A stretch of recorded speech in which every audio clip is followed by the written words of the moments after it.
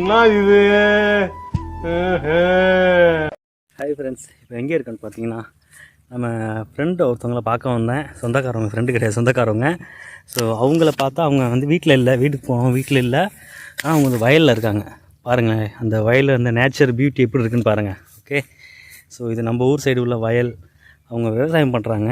So அவங்க வயலில் இருக்காங்க. அவங்கள பார்க்க தான் போயிட்டுருக்கேன். ஒரு நாள் விவசாயியா இருந்து பாருங்க, அது கூட வேணாம், ஒரு நாள் விவசாயி கூட இருந்து பாருங்க.